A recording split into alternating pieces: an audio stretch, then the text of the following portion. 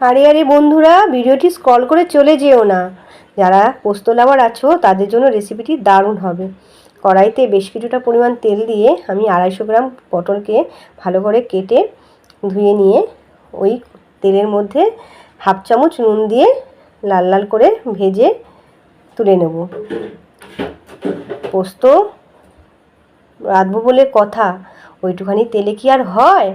কড়াইতে আরেকটুখানি তেল দিয়ে দেবো হাফ চামচ কালো সর্ষে আর একটা শুকনো লঙ্কা, 3 চামচ পোস্ত, 1.5 চামচ কালো সর্ষে, 1.5 চামচ সাদা সর্ষে আর 2-4টে কাঁচা লঙ্কা ভালো করে বেটে ওই তেলের মধ্যে দিয়ে ভালো করে কষিয়ে নেব।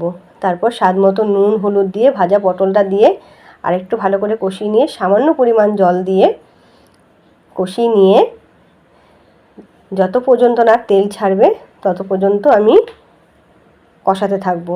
তারপর তেল ছেড়ে দিলে গ্রেভির জন্য আর পরিমাণ জল দিয়ে দেবো। জল দিয়ে 10 মিনিটের জন্য আমি ঢাকা দিয়ে রাখবো।